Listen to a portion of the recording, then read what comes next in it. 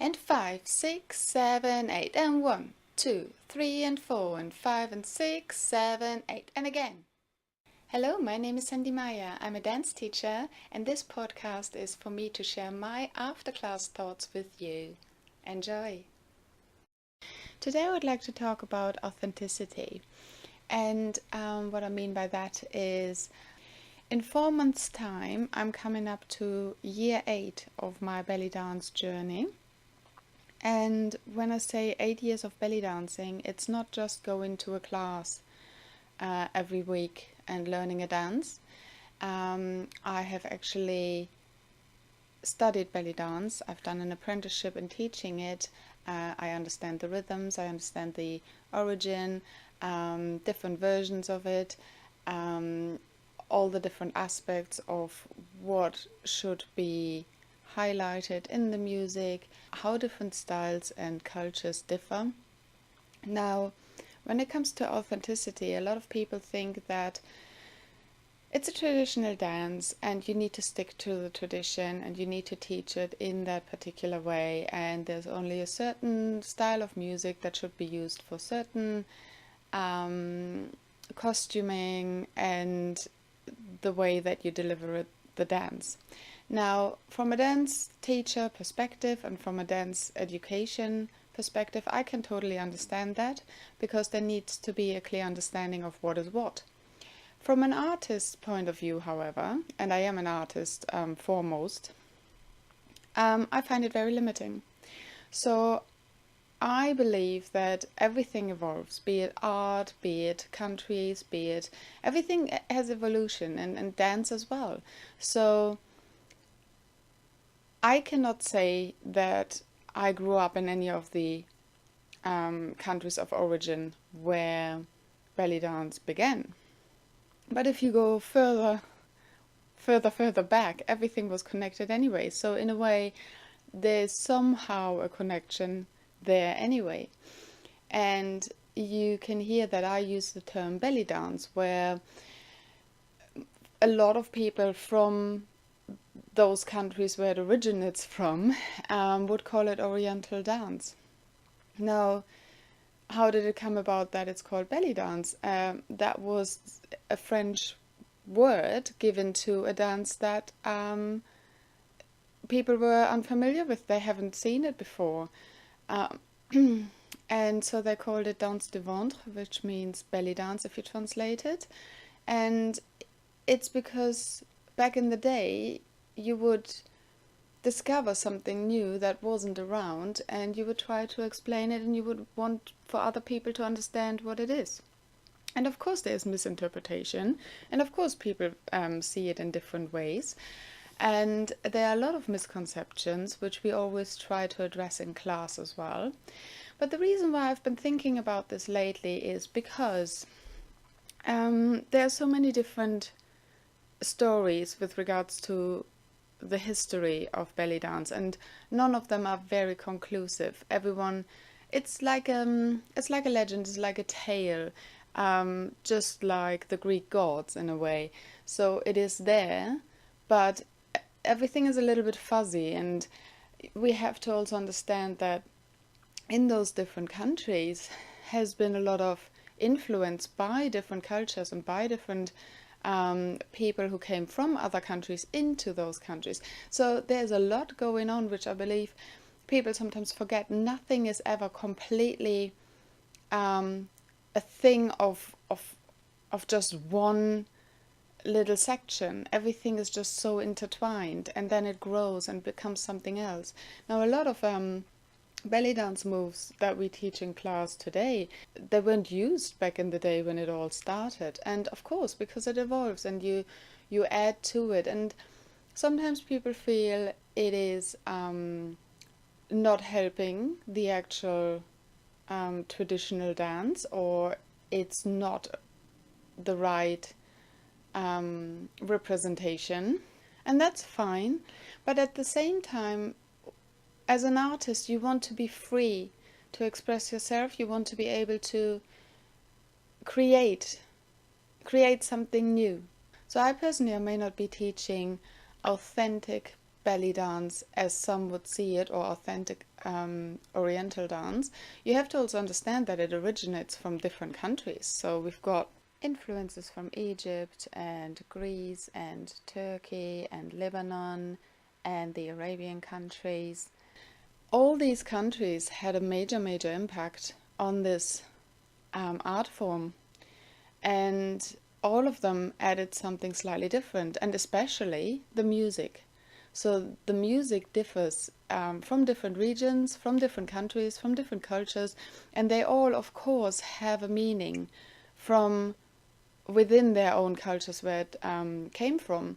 And I cannot say that I totally understand it. I cannot say, because I didn't grow up there.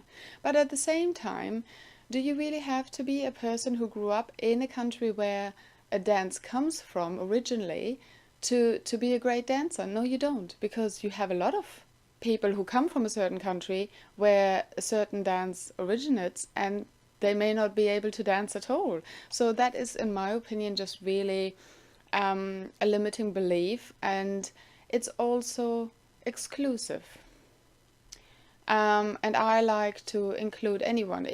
If you see something that you like, that you enjoy, that you would like to learn, it shouldn't be down to where you're from, that you shouldn't give it a go or shouldn't be able to enjoy it. So that's my take on it. Now, one of the reasons why this is very much going on in my head at the moment is because I've been reading a lot of articles about what defines Oriental dance, belly dance, and I see a lot of comments on social media with regards to commenting on other artists' work, saying, oh, this is not really what it looks like, this is not really how you should be doing this is all wrong, you can't call this. And you know what? It's a perspective. Everyone has their own perspective on how they see something. Now, you may not agree with it, and that's totally fine. You have an opinion, and it may not be to your liking, but it can still be something really great, and it originated from an idea of a traditional dance, which I think is absolutely lovely. And everything evolves. You've got music that continues. I mean, if ballet wouldn't evolve the way that it has, then it would always be the same, and maybe people would get tired of watching the same over and over. But we are human beings. We want to stretch, we want to grow, we want to do even more than there already is. Now, it's lovely when you see a piece that is in tribute of a certain era, or how to relay what the style was at a certain time, and that's wonderful, and I appreciate that a lot. I love watching it because it shows you how far we've come, where it all started, but that doesn't mean that it all has to stay the same. Now, at the moment, I just started a new term, and I'm teaching one of my classes a stick routine. Now, obviously we know that a stick routine is usually danced as a Saidi piece to a Saidi rhythm, which originated in the north of Africa. Now, I'm aware of all this, and you wear a baladi dress, and which is great. But I just happened to be on vacation in Greece, and I was in a shop, and I heard this really dynamic song, and I absolutely loved it. So I Shazammed it to find out what the song is. And for those of you who don't know what Shazam is, because I had a friend the other day, you did what? So it's an application on your phone where you can tap it, and then it reads the music, it listens to it, and then it can tell you most of the time what song it is and how you can get it from iTunes if you have an iPhone. But there's another app for another type of phone as well. So that's what happened. And then I got the music, and I was like, oh great, I'm going to use that for a warm-up in class when I get back.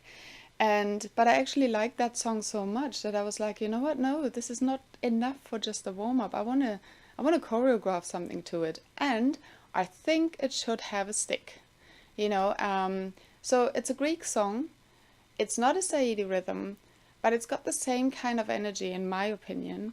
It's a lovely song, it's very bouncy, and so I decided, not out of ignorance, knowing very well what Saidi is, one of my favorite dances within Oriental dance, belly dance, is the Saidi. And yet I decided to do a so-called Saidi choreography to a Greek song. And I'm really looking forward to it, and it's going to be great. But I also probably get a lot of stick for it. See what I did there? For not sticking to the authentic way, the traditional way, the correct way the dance should be delivered. And I just don't want to be put in a box like that. Now, for me, authenticity is down to the person or the group that is delivering the piece. And in all my journey, I've learned so many things in belly dance and Oriental dance, and there are some things I absolutely love, and there are other things that just not for me, because it is such a wide range. And I think it would be a shame not to play around and be creative and try things out, because all the props that are coming up as well, all the poi veils and the swords, and you've got the fan veils and all this, that's not traditional. That's not traditional belly dance. That kind of came into it, but it's part of it now. Maybe just in the Western world, maybe not so much in the actual originating countries, but I don't see that there's anything wrong with it, and that's just my opinion. And I love it. I love being able to have a modern approach to it, and that is my choice, and that's what I do. I don't advertise my classes as authentic Oriental dance or original Egyptian style or original Turkish style or Lebanese or whatever have you, because there's an element of everything in there. Whatever I feel fits with a certain type of music, with a certain type of style, with the group that I'm working with and their level, how I feel about that particular piece, that's what I will put in, and that's what I want to express.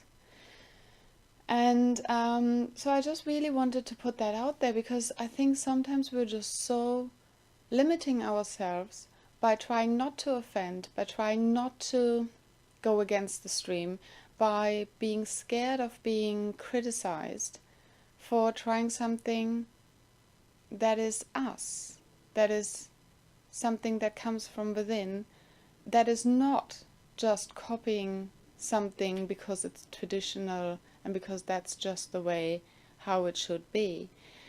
So I love that. I love the fact that I can just experiment and try things out, and it's wonderful what kind of creations come out with it. I absolutely love it. My students love it. I try to educate them as much as I can. I share all my knowledge. Even though my teaching is very modern with regards to belly dance Oriental style, I still teach them about all the different factors and all the do's and don'ts within a certain culture, but then also remind them we are actually in the Western world, things are seen differently here. However, you still need to keep in mind that if you are performing for a certain group in a certain country, that there are regulations. They have their own rules with what is socially acceptable and what is not, and you need to be aware of that if that's what you choose, where you want to go and where you perform. But for my school and for my students and for where we perform, being experimental is actually quite of an advantage, because if you settle too much in one style, then you only reach out to a small group of people. But if you are experimental about it and you have different elements in it, then you have a wider range of people to reach out to and share your expression. The other thing that I wanted to say, people usually think like ballet is French or Russian. And it's really funny, because when you start actually really looking into the history of dance, the information that you get out of it is just crazy, because people just have this idea and they think they know everything about it, and it's not the case. So before anyone comments on anything, they should really do their homework and research a little, and then understand how things just evolve and just become what they are today. So, despite the terminology in ballet being French, it actually originated in Italy, and it was used in as court dances, and during like the Baroque time. So it's got a really long history there. And if you compare what it started off with to what it is today, there's a big, big difference. So things just do evolve. And so it originated in Italy, but then the French and the Russians, they brought it onto the main stage, onto into theater, to make it what it is today. But it started off as court dances, um, and there you go. And not many people are aware of that. So I think evolution is good. I understand if some people are reluctant and they feel that a certain dance form is either being ridiculed or being used to portray it in a demeaning fashion.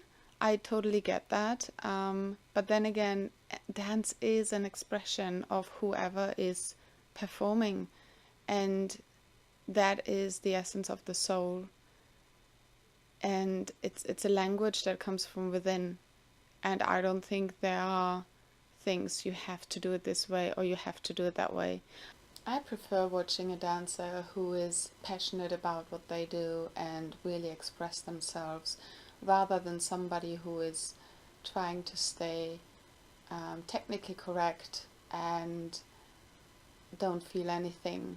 And so music has to speak to you. I mean, a dance has to speak to you. It's a translation, it's a language. So you want to communicate, and that really needs to come through. And as a choreographer, that is really important to me. I want my students to know where I'm coming from when I put certain moves together, and I want them to feel that, and I want them to express themselves. And yeah, so that's really my mission on that one. And thank you very much for tuning in. Those are my thoughts for today for you. And thanks again for tuning in. Take care. Bye bye. Happy dancing.